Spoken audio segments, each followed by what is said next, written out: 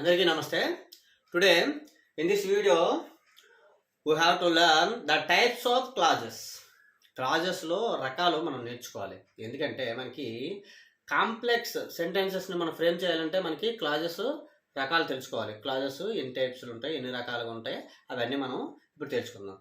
ఏమి లేవండి, we have only 2 types of clauses. రండి చూద్దాం. 2 types of clauses. What is first one? Main clause. Second one, subordinate clause. Main clause, subordinate clause. Okay, ఈ రెండు clauses చూద్దాం ఒకసారి. Definition చూద్దాం. చూడండి అమ్మా. Main clause, the clause which is independent. చూసారా, క్లాజ్ అంటాట ఇండిపెండెంట్గా ఉండాలంటమ్మా. ఒక సెంటెన్స్లో అది ఇండిపెండెంట్గా ఉందనుకోండి ఆ క్లాజ్ ఏమంటామట మనం? మెయిన్ క్లాజ్ అని అంటామమ్మా. ఇండిపెండెంట్గా ఉండే క్లాజ్నే మనం మెయిన్ క్లాజ్ అన్నాము. అంటే ఎలా సార్ అనేసి మీకు చిన్న డౌట్ రావాలి. ఫర్ ఎగ్జాంపుల్ చూడండి, అంటే ఇండిపెండెంట్ అంటే అర్థం ఏంటి? మనము ఎవరిపైన ఆధారపడకూడదు, స్వతంత్రంగా ఉండాలి. ఇండిపెండెంట్ అంటే ఇప్పుడు ఒక సెంటెన్స్ ఉందంటే ఆ సెంటెన్స్ ఇంకొక దాని మీద ఆధారపడకూడదు. ఆ సెంటెన్స్కి complete meaning వచ్చేయాలన్నమాట.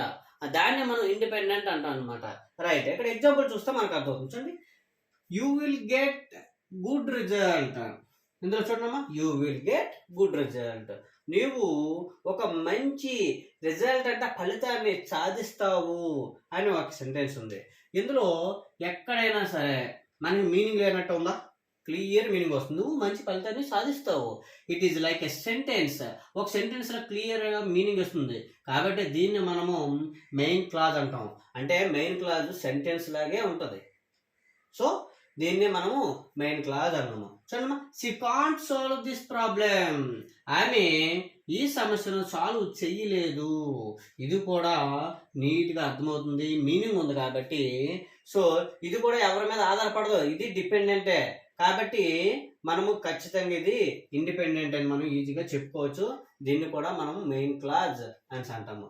I took my breakfast నేను తీసుకున్నాను అంటే ఉదయాన్న ఆహారాన్ని నేను తీసుకున్నాను అని చెప్పాము. కాబట్టి ఇది కూడా క్లియర్గా మనకి మెయిన్ క్లాజే.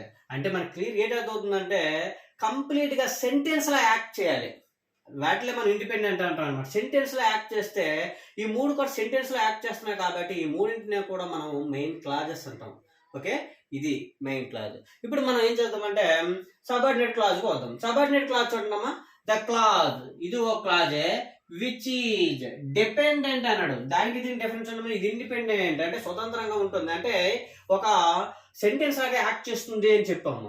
ఇక్కడ డిపెండెంట్ చూడమ్మా ఆధారపడుతుందటమ్మా. అంటే ఏదో ఒక ఇంకొక క్లాజ్ మీద ఆధారపడుతుంది. అంటే మెయిన్ క్లాజ్ పైన ఆధారపడుతుంది అనమాట. అంటే ఈ క్లాజ్ పైన ఇది ఆధారపడుతుంది. అంటే ఈ క్లాజ్ ఉంటేనే దీనికి వాల్యూ ఉంటుంది. ఈ క్లాజ్ లేకపోతే, మెయిన్ క్లాజ్ లేకపోతే సబార్డినేట్ క్లాజ్కి మనకు మీనింగ్ రాదని అర్థం. అందుకే ఏమన్నాడంట? డిపెండెంట్ అన్నట్టమ్మా. The clause which is dependent is called dependent. అంటే చెప్పాను కదమ్మా, ఆధారపడటం అంటే ఇంకో క్లాజ్ మీద ఆధారపడుతుంది, అంటే మెయిన్ క్లాజ్ మీద ఆధారపడుతుంది అనమాట. దాన్ని మనం సబార్డినేట్ క్లాజ్ అంటామమ్మా. ఆ క్లాజ్ ఏమంటాం మనం? సబార్డినేట్ క్లాజ్ అంటాం. చూడండి, ఇక్కడ ఎగ్జాంపుల్స్ ఉన్నాయి. ఇఫ్ యూ వర్క్ హార్డ్, నీవు బాగా కష్టపడినట్లయితే. చూసావా అన్నాము. దానికి పూర్తిగా మీనింగ్ ఉందా? మనకి ఇంకొకటి కావాలి. ఇదండి మెయిన్ క్లాజ్ కావాలి, మనకి మీనింగ్ రావాలి. You will get good result. చూసారా, అంటే ఇఫ్ యూ వర్క్ హార్డ్ మనకు సబార్డినేట్ క్లాజ్ మనము ఇక్కడ రాసేటప్పుడు ఖచ్చితంగా ఇది పూర్తిగా అర్థం రావాలంటే మనకు మెయిన్ క్లాజ్ తీసుకోవాలి. అంటే ఈ క్లాజ్ అనేది మెయిన్ క్లాజ్ పైన ఆధారపడుతుంది కాబట్టే దీన్ని డిపెండెంట్ క్లాజ్ అంటాము. కాబట్టే దీన్ని సబార్డినేట్ క్లాజ్ అంటాము. చూడమ్మా, అన్లెస్ ఈ ప్రాక్టీసెస్, తను ప్రాక్టీస్ చేయనంత వరకు అన్నాము. ఇంకా కంటిన్యూస్ ఉంది, మెయిన్ క్లాజ్కి వెళ్ళాలి. సేమ్ ఇదంటే after had washed my hands, నేను చేతులు కడుక్కున్న తర్వాత. చూసారా, అంటే ఈ 3 కూడా పూర్తిగా కంప్లీట్గా మీనింగ్ రావట్లేదు. సెంటెన్స్ కంప్లీషన్ అవ్వట్లేదు, మీనింగ్ పూర్తిగా రావట్లేదు. కాబట్టి వీటికి మీనింగ్ పూర్తిగా రావాలంటే ఇంకో క్లాజ్, మెయిన్ క్లాజ్ మనకి రావాలి. ఆ మెయిన్ క్లాజ్ మీద డిపెండ్ అవుతున్నాయి కాబట్టి వీటిని సబార్డినేట్ క్లాజెస్ అంటాం అనమాట. ఇదనమాట మెయిన్ క్లాజు, సబార్డినేట్ క్లాజు. ఇక్కడ ఈ రెండింటిని ఉపయోగించి సార్ మన కాంప్లెక్స్ సెంటెన్సెస్ ఎలా తయారు చేస్తాం సార్ అని అంటే, చూడండి ఇక్కడ కాంప్లెక్స్ సెంటెన్సెస్ ఉన్నాయి. ఏమీ లేదమ్మా. చూడండి, ఇఫ్ యూ వర్క్ హార్డ్, చూసారా, ఇఫ్ యూ వర్క్ హార్డ్, ఇదేంటిది subordinate clause. Subordinate clause, you will get good result, main clause అమ్మా. Subordinate clause, main clause. చూడండి, అన్లెస్ ప్రాక్టీసెస్, ఇది కూడా సబార్డినేట్ క్లాజే. She can't solve this problem, main clause.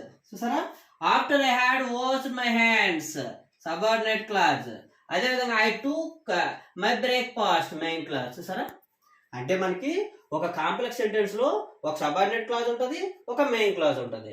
So మనము ఈ రెండు క్లాజెస్ నేర్చుకుంటే గానీ మనము కాంప్లెక్స్ సెంటెన్స్ ని ఫ్రేమ్ చేయలేము. అందుకే మనము క్లాస్ టైప్స్ లో మెయిన్ క్లాజ్ నేర్చుకోవాలి, సబార్డినేట్ క్లాజ్ నేర్చుకోవాలి. So this is all about mean clause and subordinate clause. I hope you understand. Thank you for watching.